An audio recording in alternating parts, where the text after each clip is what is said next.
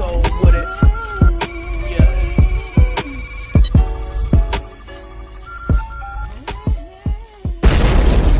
So I was listening to Keyshawn Johnson, Travis Rogers, and LZ on ESPN LA Radio, and Travis Rogers brought up how the NBA Power Rankings have finally came out via ESPN and USA Today.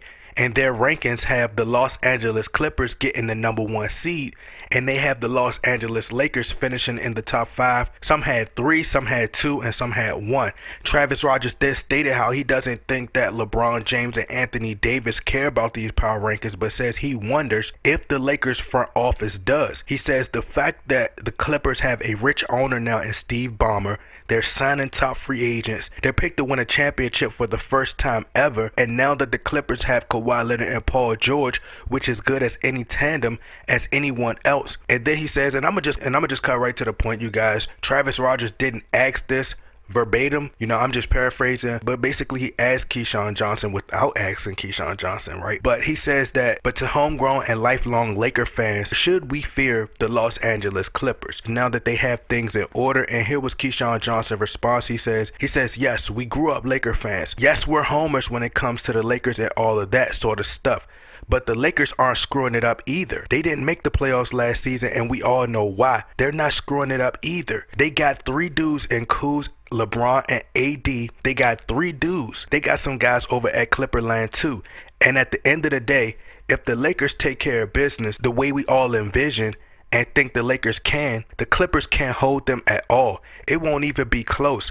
As far as attraction, no matter what type of money the owner has, no matter which way they are trending, because one thing that will trump all of that is the history of the organization when it comes time to winning. When they win, it's second to none.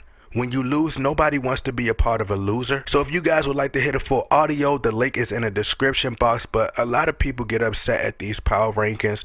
But sometimes these power rankings, they're accurate and sometimes they're not. But for the most part, I know last season with ESPN, their predictions were fairly accurate. I myself in my NBA 2019-2020 prediction, I had the Lakers finishing with the number 5 seed, and I had the Clippers finishing at 2. And I just think that the Rockets, just how potent they are offensively. They have Mike D'Antoni over there, and they're just going to be so offensive. They have 2 of the best regular season. Hear what I said?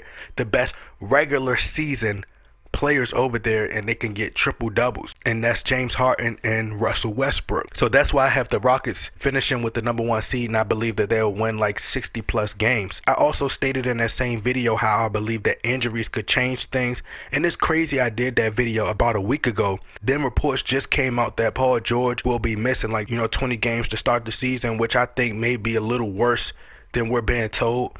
But I also think that Kuzma's foot injury is also worse than we're being told as well. But let's just hope for the best for Kuz.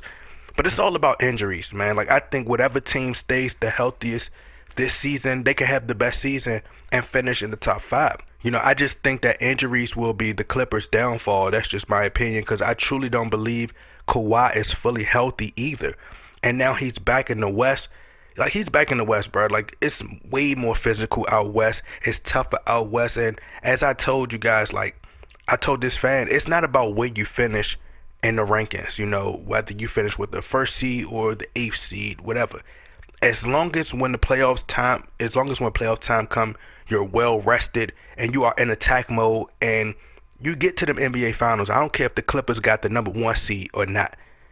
And like I said, when it's all said and done, Adam Silver is not going to let LeBron James miss the playoffs. He's not going to let his marketing asset not make the NBA playoffs. He probably push him to the finals.